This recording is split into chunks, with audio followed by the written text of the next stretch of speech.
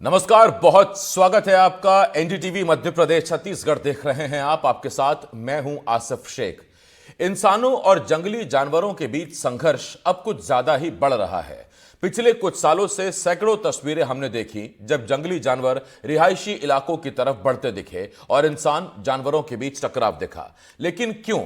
सवाल बेहद गंभीर है। हम आपको तमाम ये पहलू दिखाएंगे, इसके जरा कारण भी जानने की कोशिश करेंगे। हमारे साथ एक खास पैनल जुड़ेगा जिनके साथ हम बातचीत करेंगे, सवालों के जवाब ढूंढेंगे। लेकिन सबसे पहले आइए एक रिपोर्ट देखते हैं।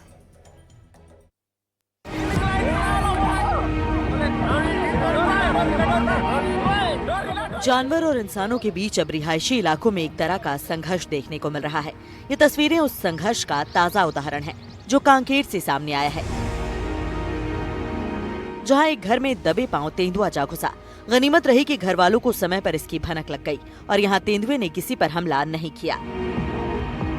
कांकेर जिले के दुधावा से एक तस्वीर निकलकर सामने आई जहां के एक मकान में तेंदुआ घुस आया था और एनडीटीवी की टीम आज उसी घर पर पहुंची है। ये देख सकते हैं मेरे पीछे जो है ये मकान नजर आ रहा होगा और इसी मकान में जो है तेंदुए की दहशत देखने को मिली है। इस मकान का ये जो है द्वार है और इस द्वार के अंदर प्रवेश कर रही है। ये पूरी मकान का स्ट्रक्चर है और ये ग्रामीण इलाके का मकान है और इस ग्रामीण इलाके के मकान के अंदर जो आंगन बना हुआ है उसी आंगन में तेंदुआ जो है वो जालियों के बीच नजर आया था और एनडीटीवी की टीम जो है वो उस मकान में पहुंच चुकी है। और ये देखिए, ये वो आंगन है जिस इलाके में यहाँ पर जाली लगी हुई थी और तेंदुआ यहाँ पर जो है फंसने की कगार पर था, लेकिन तेंदुआ वहां से भाग निकला।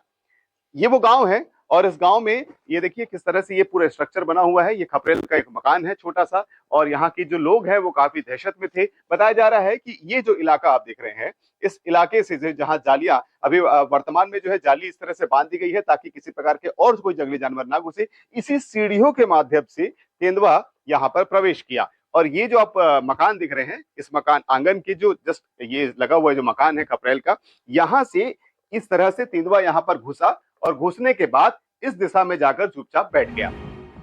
ये तस्वीरें मैन एनिमल कॉन्फ्लिक्ट की हैं। इसकी कई वजहें हैं। सबसे पहली वजह ये कि जंगलों के साथ छेड़छाड़ हो रही है। जंगलों को काटा गया, जंगलों के पेड़ काटे गए, खेत या रिहायशी इलाके बना दिए गए।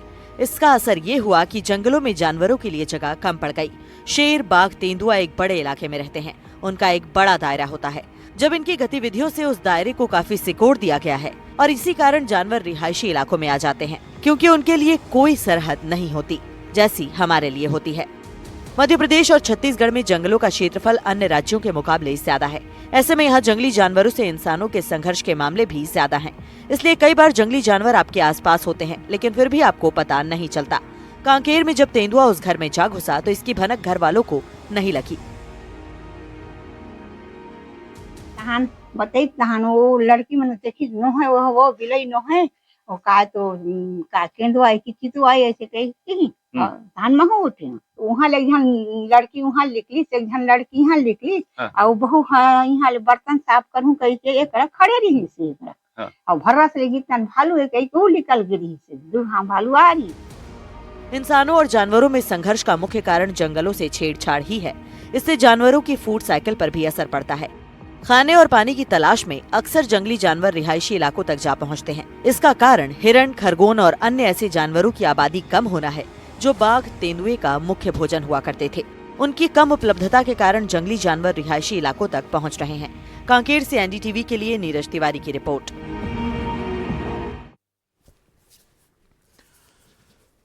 तो ये तो आपने एक रिपोर्ट देखी। अब आपको हम 6 तस्वीरें और दिखाते हैं और आपको समझाने की कोशिश करते हैं, समझने की कोशिश करते हैं कि किस तरह से जंगली जानवरों का प्रवेश रिहायशी इलाकों में बढ़ रहा है। इनमें भालू, तेंदुआ समेत वो अन्य वन्य जीव प्राणी शामिल हैं जो जंगल और मैदानी इलाकों की ओर बढ़ रहे हैं।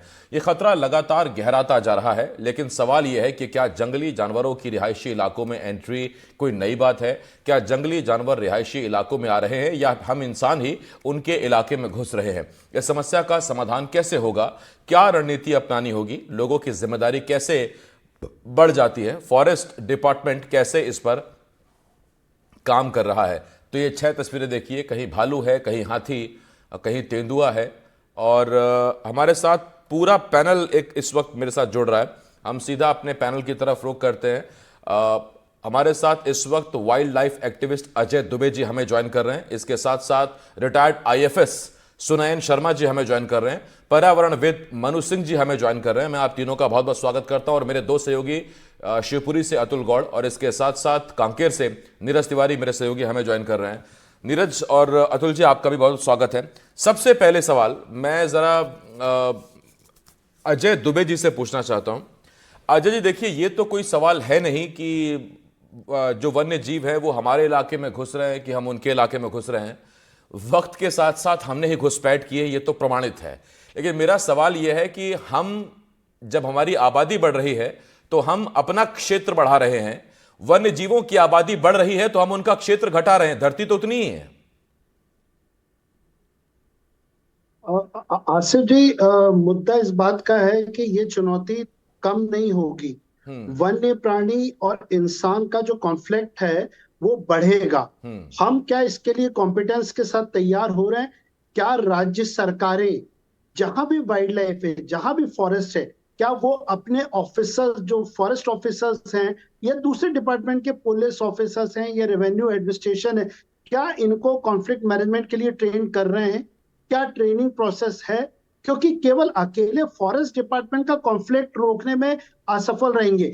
हमारे इलाके के सरपंच से लेके सांसद तक, हमारे जो जहां भी वन्य प्राणी है वहां के कलेक्टर से पटवारी तक, जहां पर एसपी है, इन सबको आना पड़ेगा। क्योंकि ये डिग्निफाइड को एग्जिस्टेंस की बात है कि जितना अधिकार हमारा है, हम अपने लिए चिंता करते हैं, हम अपने लिए बिल्डिंग बनाते हैं, हम अपने लिए hospital, railway, power plant, dam, जो भी है, क्या हम उनके लिए भी सोचते हैं? मैं आपको आश्चर्य होगा आसिफ भाई कि जितनी वाइल्ड लाइफ क्लियरेंस मिलती है फॉरेस्ट एरिया से, डेवलपमेंट प्रोजेक्ट्स होते हैं जहां डैम बनते हैं या रेलवे लाइन, उनकी क्लियरेंस की कंडीशन जो भी होती है वो ये रहती है कि आप मिटिगेशन मेजर्स आप अडॉप्ट करो। इसको कभी कोई वाइल्ड लाइफ के ऑफिसर्स फील्ड पे जाके चेक नहीं करते हैं।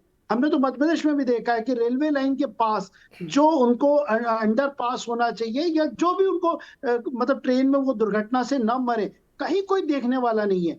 तो ये एक ऑल अराउंड, इसको एक बड़ा स्टेट, जो भी सरकारें हैं, यदि वो इन बेजुबानों के लिए चिंता करती हैं, मौके पे उतरें। कहाँ संघर्ष हो रहा है? उनके जंगल, उनमें आप मत जाइए। आपने एक तो फॉरेस्ट राइट एक्ट दिया, ठीक है कुछ हद तक, लेकिन आप उसमें खेती करवा रहे हैं। और मध्य प्रदेश में तो अब जो वन अधिकार के तहत जो जमीन दी गई थी, जो फॉरेस्ट प्रोड्यूस के लिए थी कि आपको उन्हीं के साथ, उन्हीं के जैसे वन परिवेश में रहना है, वहां पर अब खेती करवा के किसानों को इनाम दिया जाएगा सरकारी योजनाओं में। तो मुझे ये लग रहा है कि विकास यदि करना है और संघर्ष टालना है तो आपको जमीन पे, धरातल पर हकीकत देखनी होगी। मैं अजय जी इस पर आ रहा हूं आपके पास, लेकिन पहले ही जवाब में आपने जो बात कही वाकई वो चिंता बढ़ाती है कि ये भविष्य में कॉन्फ्लिक्ट बढ़ेगा। सुनयन शर्मा जी इस वक्त रिटायर्ड आईएफएस हमारे साथ हैं। सुनयन जी, आप जब सर्विस में थे तब क्या इतने ही कॉन्फ्लिक्ट सामने आते थे, संघर्ष के मामले सामने आते थे, या अब आप ज्यादा देखते हैं? और क्या इसका भविष्य में उपाय यही है कि आप वन्य, इतने बड़े जो वन्य क्षेत्र हैं उनको बाड़ों तक सीमित कर दें ताकि जानवर उसी इलाके में सीमित रहें, ताकि इंसान ग्रो कर सके, इंसान अपना इलाका बढ़ा सके? देखिए, इसमें कुछ चीजें हैं जो कि मैं क्लियर करना चाहूंगा जी। लेकिन मैं firstly I will pick from जहां अजय जी ने बोला, बहुत अच्छा बोला। और आपने जोड़ा कि मेरा एक्सपीरियंस क्या रहा, तो मेरा एक्सपीरियंस ये रहा कि with the growing time, unfortunately जो सेंसिटिविटी सरकारों ने भी दिखाई है, वो उनकी एडमिनिस्ट्रेटिव अथॉरिटीज ने या जो कंस्ट्रक्शन से जुड़ी अथॉरिटीज हैं, पीडब्ल्यूडी है, इरिगेशन है, बिजली वाले हैं, कोई भी सेंसिटिविटी नहीं रखता है towards the wild animals. Naturally इनको सेंसिटाइज करना बहुत इंपॉर्टेंट है। मैं आपको एक उदाहरण देता हूं। सरिस्का के पास में प्रपोज कर दिया एक नेशनल हाईवे, एक साइड से शुरू कर दिया, मालूम था कि बीच में सरिस्का पड़ेगा, तो अभी तो नहीं पड़ रहा, इसलिए जब पड़ेगा जब देख लेंगे। आपने शुरू कर दिया, फिर दूसरी साइड से शुरू कर दिया, बीच का जब एरिया आएगा जब देख लेंगे। अब जब आया, ऑब्जेक्शन शुरू हुआ, तो बोला साहब इतना खर्चा हो गया इसमें, आप कैसे रोकेंगे इसको? और आप लोग तो बहुत इंसेंसिटिव हो, आप लोग इसको डेवलपमेंट को नहीं चाहते हो। ये इस किस्म की जो अप्रोच है ये उन अधिकारियों की, उन मिनिस्ट्रीज की है। अगर ऐसा होगा तो कैसे होगा? मैं बिल्कुल पूरी तरह से इत्तेफाक रखता हूं अजय जी ने जो कहा है। इन अधिकारियों को, इन एडमिनिस्ट्रेटिव अथॉरिटीज को, सबको सेंसिटाइज करना पड़ेगा। आपने क्या ये तय किया है कि इन जानवरों की भी कोई जगह होगी या नहीं होगी? अगर इन जानवरों की कोई जगह होनी है तो फिर उसके लिए आप कितने सेंसिटिव हैं? आप तो 1 इंच का स्पेस देने को तैयार नहीं है। कहीं आपको हाईवे चाहिए, कहीं आपको हाइडल प्रोजेक्ट चाहिए, जो भी चाहिए, लेकिन ये सस्टेनेबल नहीं होगा। अगर आप ये व्यवस्था करेंगे, वो फिर अंदर घुस घुस के आए, कहाँ जाएंगे आप बताइए? आपने भी ओपनिंग का डायलॉग यही था कि भाई ये इनको आप कहाँ बाड़े में बंद करके रखोगे? ठीक बात। बाड़े में बंद नहीं होता है। ये जो वाइल्ड लाइफ है, they never observe any administrative और political boundary, they observe only ecological boundary. उनको इकोलॉजिकली जो रिक्वायरमेंट है, जितना स्पेस चाहिए उनको जरूर चाहिए, उनको फूड भी चाहिए, उनको वाटर भी चाहिए। आपने तो अंदर भी घुस गए आप।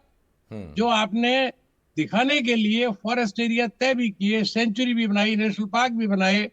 कितने नेशनल पार्क आज भी ऐसे हैं जो कि प्री नोटिफिकेशन हो गया, फाइनल नोटिफिकेशन नहीं हुआ आज तक, क्योंकि आपके बीच में आप बैठे हुए हैं, आपके गांव के गांव बसे हुए हैं उसके अंदर। इवन प्लेसेस लाइक सरिस्का, इतना पुराना टाइगर रिजर्व है, आज तक उसका नेशनल पार्क का नोटिफिकेशन नहीं हो पाया। सो इस तरह की जो चीजें हैं, इनको हमको देखना ही पड़ेगा। वाइल्ड लाइफ का जहां तक सवाल है, मैं नहीं मान रहा कि वाइल्ड लाइफ कोई ग्रो कर रही है। अलबत्ता ये जरूर हो रहा है कि जहां एक शौक लग गया है लोगों को कि टाइगर को मल्टीप्लाई करो, लेपर्ड को मल्टीप्लाई करो, टूरिज्म के पॉइंट ऑफ व्यू से वही हो रहा है।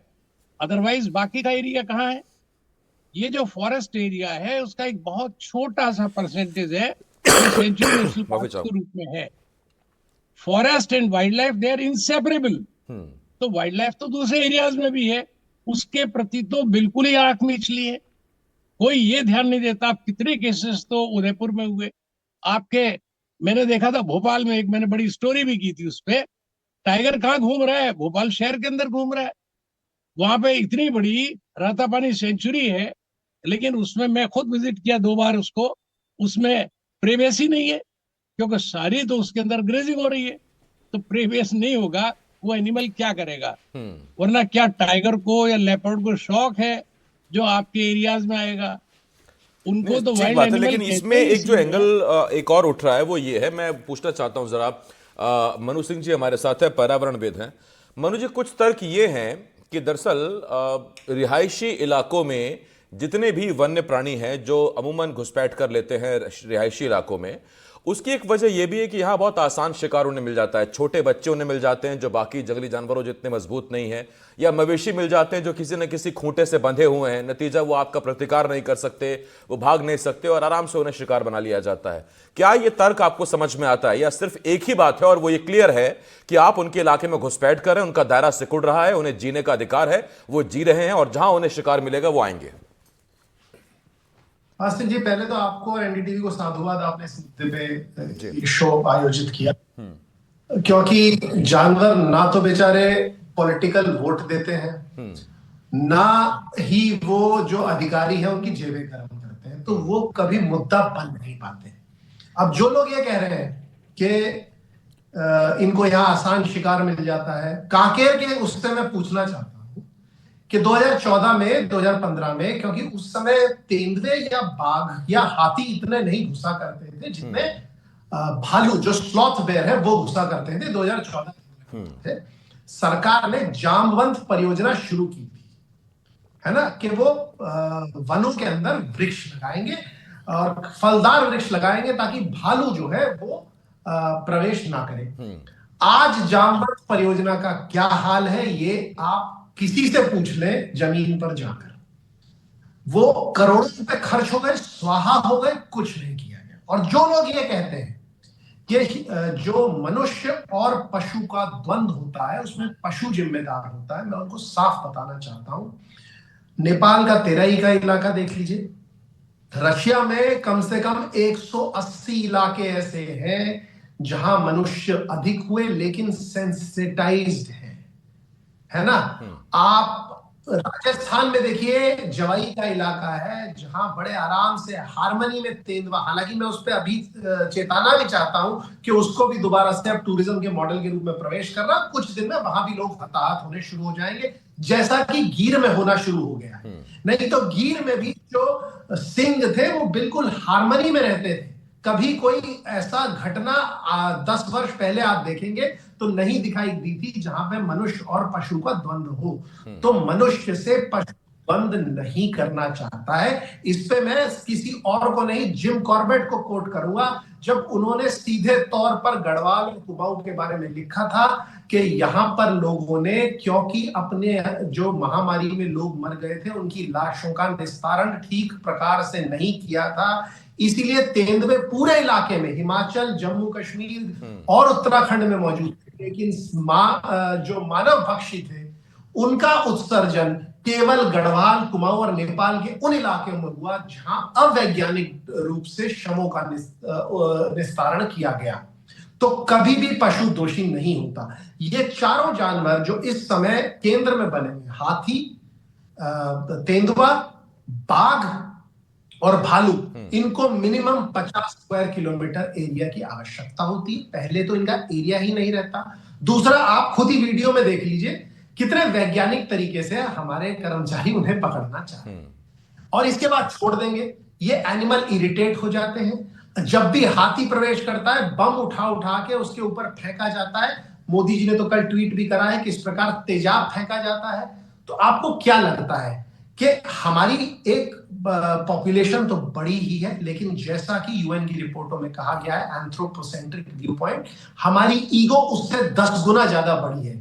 वनों को छोड़ दें, आप कॉलोनी बनाने लगते हैं तो आप देखेंगे लोग वहां पर रह रहे कुत्तों को मारने लगते हैं, कुत्तों को भगाने लगते हैं, साथ ही साथ पक्षियों के लिए जाल लगाने लगते हैं कि वो प्रवेश ना कर जाए। वो कभी ये नहीं सोचते कि जब आपने जमीन खरीदी थी वो तो शायद आपने किसी इंसान से खरीदी थी, इन जानवरों के लिए आपने कुछ व्यवस्था नहीं करी। तो इसमें अगर जानवर का कोई रोल बताता है कि मनुष्य और पशु द्वंद्व में जानवर का भी रोल है, मैं उसे जानवर से बदतर मानता हूं। ठीक, मनु जी, इसी बात को मैं आगे बढ़ाता हूं। अतुल गौड़ मेरे हमारे वरिष्ठ संवाददाता शिवपुरी से हमारे साथ जुड़े हुए हैं। अतुल जी, बड़ी गहरी चर्चा है। जब हम सोचते हैं इन चीज़ों को, सवाल सुनते हैं, जवाब सुनते हैं मेहमानों का, तो बड़ी गहरी चिंता में चले जाते हैं। मेरा एक सवाल आपसे ये है कि मध्य प्रदेश जैसा राज्य जहां इतने जंगल हैं, 12-12 नेशनल पार्क है, इतना सब कुछ होने के बाद भी अगर हम मध्य प्रदेश में इस समस्या से जूझ रहे हैं, तो फिर जानवरों और इंसानों के बीच समन्वय वाली स्थिति कहां बन सकती है और कौन सी वो जगह है? आशुष जी, देखिए, जैसे हमारे मेहमान बोल रहे हैं वो सब सही और सटीक जवाब दे रहे हैं। आपने जो प्रश्न पूछा वो बिल्कुल सटीक और बिल्कुल उनके निकट पहुंचा, जो कि जानवर और इंसान के बीच की एक बाउंड्री, और उस बाउंड्री को इंसान लगातार न केवल क्रॉस कर रहा है बल्कि उस एरिया तक पहुंचने की कोशिश कर रहा है जिस एरिया में दरअसल अधिकार जानवरों का है। अगर मैं शिवपुरी की बात करूं तो शिवपुरी में माधव नेशनल पार्क के प्रबंधन के द्वारा एक कॉरिडोर बनाया गया जो नेशनल हाईवे को क्रॉस करता है और एक रास्ता देता है कि रास्ता जानवरों के जाने और आने का रास्ता बने। लेकिन सवाल इस बात का है कि जानवर उसे एक्सेप्ट करते हैं कि नहीं करते। ये बिना स्टडी किए आपने एक कॉरिडोर बना दिया, जानवर उसको स्टडी नहीं करते, जानवर उसको फॉलो नहीं करते, उस रास्ते को महफूज नहीं मानते और इसलिए उसका उपयोग नहीं करते, और उस रास्ते का उपयोग करते हैं जो नेशनल हाईवे से होकर गुजरता है और वो दुर्घटना का शिकार। इसके अलावा अगर मैं श्योपुर की बात करूं, मैं शिवपुरी की बात करूं, मैं इंदौर की बात करूं, तो लगातार जानवरों का शहरी इलाकों में न केवल दस्तक देना बल्कि ग्रामीण लोगों पर हमला करना, उनके मवेशियों पर हमला करना, ये पिछले लगातार कुछ समय से सामने आता रहा है। अगर 2009 से देखें, 2009 के पहले इस तरह की तस्वीरें न केवल हमारे सामने कभी नहीं आती थी, लेकिन 2009 के बाद में ये तस्वीरें लगातार इंसानों के सामने आ रही हैं, जो इंसानों को चिंता का एक कारण है और उनको स्टडी करना चाहिए कि ये जो पूरे जानवर हैं ये कहीं ना कहीं अपने दायरे को सिकुड़ता हुआ देख रहे हैं और अपने आप को असुरक्षित महसूस कर रहे हैं, अपने भोजन का अभाव देख रहे हैं। यही वजह है कि वो इंसानी इलाकों में दस्तक दे रहे हैं। तो इंसानों को चाहिए कि वो कम से कम जानवरों के इलाके में सीमित ना हो। और इसका सबसे बड़ा और सबसे सटीक कारण ये है आशिफ जी कि हमारे पहले एकल परिवार हुआ करते थे, हम संयुक्त परिवारों में रहते थे और हमारे अपने एक मकान बड़े चौड़े हुआ करते थे। लेकिन अब हम एकांकी हो गए और हम अगर 7 भाई हैं तो 7 भाइयों को अलग अलग मकान चाहिए, उनके लिए अलग अलग जमीन चाहिए। तो हम ये जो जमीन मांग रहे हैं ये दरअसल वो इंसानों की जमीन नहीं बल्कि वो जंगल और जानवरों की जमीन है, जिसे कहीं ना कहीं हम इंसानों को जानवर और जंगल दोनों के लिए छोड़ना चाहिए। अगर जंगल और जानवर दोनों के लिए हमने ये जमीन नहीं छोड़ी तो इंसानों के जीवन का अस्तित्व खत्म हो जाएगा, हमारी सांसें रुक जाएगी। ये यथार्थ सच है, इसको इंसानों को स्वीकार करना चाहिए। जी आसिफ। ये कांकेर की जब मैं बात करूं या जब मैं छत्तीसगढ़ के दक्षिणी इलाके की बात करूं तो नीरज एक बड़ी समस्या आती है हाथी और मानव संघर्ष की, जो एलिफेंट और मैन का जो कॉन्फ्लिक्ट रहता है। एक सवाल यह है कि छत्तीसगढ़ उन राज्यों में है जहां अच्छा खासा वन का प्रतिशत है, वन का इलाका है। उसके बावजूद मुझे ऐसा लगता है कि शायद इंसानों ने कहीं रहना सीख लिया है जंगली जानवरों के साथ, खासतौर पर हाथी वाली बेल्ट, जशपुर और बाकी इलाके, बीजापुर के इलाके। क्या उस पद्धति, क्या उस तरीके, क्या उस अनुभव को इस्तेमाल नहीं किया जा सकता है जिसमें गांव मौजूद हैं, हाथी आते हैं और गांव वालों को पता रहता है कि हाथियों से निपटने का प्राकृतिक तरीका क्या है, बनिस्बत उस तरीके के जिन तरीकों का भी हमारे मेहमान जिक्र कर रहे थे कि कितना ब्रूटली हम उनसे पेश आते हैं और किस तरह से उनका प्रतिकार करते हैं हम लोग। बिल्कुल, देखिए जिस तरह से हाथियों की बात करें तो हाथियों का जो रहवास क्षेत्र है वो धीरे धीरे सिमटता जा रहा है, क्योंकि जंगल का जो दायरा है वो खत्म हो रहा है। क्योंकि हमारे जो मेहमान हैं उन्होंने बहुत अच्छी बात कही कि मानव दखल जरूर इन जंगलों में बढ़ा है, और यही कारण है कि जो रिहायशी इलाके हैं वहां पर ये अपनी दस्तक दे रहे हैं। कांकेर जो क्षेत्र है वो भी एक हिसाब से देखा जाए जंगलों से घिरा हुआ है, क्योंकि बस्तर का यह प्रवेश द्वार माना जाता है, और इस इलाके में भी हाथी अब पहुंचने लगे हैं। क्योंकि अमूमन देखा जाता था कि जो जसपुर है, रायगढ़ है, कोरबा है, इस इलाकों में हाथियों की आमद रहती थी, हाथी की संख्या ज्यादा रहती थी। लेकिन अब बस्तर के इलाके में भी हाथी प्रवेश करने लगे हैं, जो कि गरियाबंद, धमतरी होते हुए जो रिहायशी इलाके हैं वहां से प्रवेश कर बस्तर के द्वार को जो है कांकेर तक पहुंचने लगे हैं। और बीते कुछ अगर सालों की बात करें तो कांकेर में भी जो हाथी है उनकी संख्या में इजाफा हुआ है। इजाफा का मतलब ये कि जो हाथी है वो इस इलाके में प्रवेश करने लगे हैं। जो यहाँ के विभाग के कहना है कि ये जो कॉरिडोर रहा है ये हाथियों के लिए कभी इस रास्ता रहा होगा, इसलिए हाथी इस क्षेत्र में प्रवेश कर रहे हैं। दूसरी आपको बात बता दूं कि इस इलाके में खासतौर पर कांकेर का जो इलाका है यहाँ पर भालू, तेंदुए से अन्य जंगली जानवरों का ज्यादा भय बना हुआ है। जिस तरह से आपने तस्वीर देखी होगी कि आज जो तेंदुए की तस्वीर निकलकर सामने आई है, या भालू की आप तस्वीर देख रहे होंगे, भालू की जो तस्वीरें निकलकर सामने आई है, यहाँ पर अमूमन ये हो गया है कि रोजाना इस तरह की तस्वीरें यहाँ पर देखने को मिलती है। आज हमने ग्राउंड रिपोर्ट किया, ग्रामीण वहां पर काफी दहशत थे, लेकिन आपको बता दूं कि जो दायरा था, जो जंगल का दायरा था, अब वहां पर जो है विकास ने रूप लेना शुरू कर दिया है। विकास का रूप मतलब ये कि जिस इलाके में ये घटना हुई थी, जहां पर एक तेंदुआ था और उसे पिंजरे में, जाली में कैद करने की कोशिश की गई थी, उस इलाके में भारत माला बड़ी प्रोजेक्ट बनाई जा रही है, 6 लेन सड़क बनाई जा रही है, उस सड़क का निर्माण किया जा रहा है। तो वहां पर काफी संख्या में ऐसे घने जंगल थे जिनको वहां से हटाया गया होगा। वो जंगल जो है उस वन्य प्राणी के लिए सेफ जोन रहा होगा, उस रास्ते से आना जाना करते रहे होंगे। और उस इलाके में जो आसपास का पूरा जंगली इलाका है, हम वहां पर आज पहुंचे थे, काफी घना इलाका है, काफी पहाड़ी इलाका है, उस इलाकों में उनकी जो पैठ है और उस इलाके में वो रहते हैं, लेकिन अमूमन भोजन पानी नहीं है। अब भालू की बात कर लेते हैं, तो भालू की बात इसलिए करना आवश्यक है, देखिए कांकेर शहर के बीच से एक रोड गई है जिसे नेशनल हाईवे कहा जाता है। पहले डिवाइडर नहीं थी, अब चूंकि डिवाइडर बन गया है। बीच में एक तस्वीर निकल कर आई थी कि जो डिवाइडर है वहां से भालू क्रॉस कर दूसरी ओर जा रहा था। अब आपको बता दूं कि ये जो रास्ता था ये वन्य प्राणियों के आने जाने का मार्ग था। जैसे हमारे सभी फाइनलिस्ट ने बताया कि बहुत अच्छी बात थी कि जो कॉरिडोर है वो जंगली जानवरों का ही क्षेत्र था, अब वहां पर मानव दखल बढ़ा है। और जो हमारे जो पर्यावरणविद थे मनु सिंह साहब, बहुत अच्छी बात कही उन्होंने कि 2014-15 में जब यहाँ पर भालू के लिए रहवास क्षेत्र बनाने के लिए बहुत अच्छी पहल की गई थी और एक ऑक्सी वन का निर्माण किया गया था। ऐसे कांकेर शहर के आसपास में 3 से 4 ऑक्सी वन है जहां पर फलदार वृक्ष लगाए गए थे, उनके पानी की व्यवस्था के लिए वहां पर तालाब खोदे गए थे। लेकिन अब जब वहां पहुंचेंगे तो तस्वीर जस्ट विपरीत नजर आती है। कोई किसी तरह के फलदार वृक्ष नजर नहीं आते, सब जो है सूख कर मर चुके हैं। अब तालाब की बात करें तो तालाब में पीने योग्य पानी तक नहीं बचा ठीक है। बात है, वो जब पानी खाने भी को खाना नहीं, पीने को पानी नहीं, तो फिर जंगली जानवर कहाँ जाएंगे? क्योंकि मेरे पास वक्त बहुत कम बचा है, तो बहुत छोटे से मैं एक रिएक्शन लूंगा। अजय जी, मेरा एक सवाल है आपसे।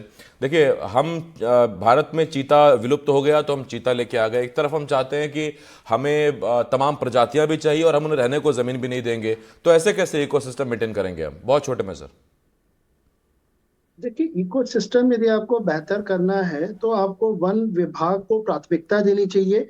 मैं मध्य प्रदेश में इस वक्त, आप आश्चर्य करेंगे, 3 महीने से वन मंत्री का जो जिम्मा है वो मुख्यमंत्री स्वयं संभाल रहे हैं। यदि पर्यावरण भी वो स्वयं संभाल रहे हैं। देखिए, एक मुख्यमंत्री का बहुत सारा एक बड़ा प्रदेश है। यदि आप राजनीतिक स्तर, लोकतंत्र में जो विधानसभा है वहां से सारी जो दिशा तय होती है कि हमें किसको कितना देखना है, तो वन को आप प्राथमिकता दीजिए, सम्मान दीजिए, पर्यावरण को भी दीजिए। इसके जो नियम कानून है इनको आप ईमानदारी से लागू करिए। अभी मध्य प्रदेश सरकार ने निर्णय लिया है कि बड़े पैमाने पे जो जंगलों में अतिक्रमण हुए थे, जो वन्य प्राणियों के शिकार हुए थे, उनके मुकदमे वापस ले रहे हैं। तो प्राथमिकता यदि आपकी वन रहेगी, निश्चित तौर पर तभी इसका कुछ काम संरक्षण होगा। सफल बहुत होगा। छोटे में पूछना चाहूंगा मैं, सुनैन सर, मेरा आपसे सवाल ये है, तो क्या इसका मतलब आप जब सर्विसेज में थे तब भी वन विभाग के साथ इसी तरह का रवैया था क्या, टेकन फॉर ग्रांटेड वाला, कि ठीक है देख लेंगे, कुछ बचेगा तो दे देंगे? देखिए, ये तो बड़ा अनफॉर्चुनेट रहा है कि फॉरेस्ट डिपार्टमेंट का कहाँ तो इंडियन फॉरेस्ट सर्विस बनाई गई, one of the top 3 services, और कॉन्स्टिट्यूशन बनाने वालों ने कॉन्स्टिट्यूशन में इसको शामिल किया। उस समय तो जंगल बहुत थे, समस्या नहीं थी, तो दे वर सो विजनरी। आज हम कहाँ किस स्टेज पे पहुंच गए? मैं देख रहा हूँ धीरे धीरे धीरे इतना डायलूशन हो रहा है। आपका ध्यान जो डेवलपमेंट पे है वो सस्टेनेबल डेवलपमेंट नहीं हो रहा है। सारे पैनलिस्ट ने कहा, आपने भी कहा, बात बहुत साफ है, पॉपुलेशन बढ़ रही है, लोगों के रिक्वायरमेंट बढ़ रहा है, आबादी बढ़ेगी, ये बात ठीक है। अगर आपने उसी प्रोपोर्शन में इस समस्या को देखा तब तो कुछ बात बनने वाली है। जानवरों के नहीं तो अधिकारों फिर को बस अगली बार जब अगर हम आप नहीं बैठेंगे देंगे, तो कुछ और नई तस्वीरें होंगी, कुछ और नए कॉन्फ्लिक्ट होंगे, और तब भी हम यही बात कर रहे होंगे कि इसको रोके कैसे, इस पर लगाम कैसे लगाएं। कुछ तो करना पड़ेगा। मेरे पास वक्त खत्म हो गया, माफी चाहूंगा मैं आपसे। बहुत धन्यवाद है आप सभी का sir, Ajay sir, Sunain sir, Manu ji, Atul ji. Atul ji मेरे कुछ कहना चाह रहे हैं शायद हमारे। अतुल जी, मैं सिर्फ 20 सेकंड दे पाऊंगा आपको, जल्दी से बोलिए। जी देखिए, मैं साफ तौर पर 20 सेकंड में अपनी बात खत्म कर देना चाहता हूं कि वसुंधरा जहां हम रहते हैं वो हमारा ओरिजिनल घर है। जिस घर को हम घर मानते हैं वो हमारा ओरिजिनल घर नहीं है। और ये वसुंधरा और जानवर दोनों और जंगल, ये हमें तीनों संकेत दे रहे हैं कि जो जानवर हमारे घरों में हमला कर रहे हैं, जो वसुंधरा लगातार कहीं भूकंप, कहीं बाढ़, कहीं अतिवृष्टि, कहीं ओलावृष्टि और कहीं अल्प वर्षा, ये संकेतात्मक भाषा में बात कर रही है। अगर इसको इंसान ने समझ लिया तो इंसान जीवित रहेगा, और अगर इंसान ने नहीं समझा तो इंसान अपने निकट भविष्य में अपने अस्तित्व के खात्मे की तरफ है। ये बात बिल्कुल ईमानदारी के साथ मैं कहना चाहता हूँ। जी आशिष जी। नहीं, कुदरत की ताकत तो खैर करोड़ों साल पहले हमने देखी। इतने बड़े डायनासोर प्रजाति एक पल में झटके में चली गई थी। हम तो फिर भी छोटे छोटे इंसान हैं, तो हमें अभी इससे चेतना होगा, जागना होगा, वरना फिर दिक्कत हो जाएगी। बहुत धन्यवाद है आप सभी का। और नीरज, आपका भी बहुत शुक्रिया हमारे साथ जुड़ने के लिए। छोटे से ब्रेक के लिए हमें रुकना होगा, जल्द लौट रहे हैं।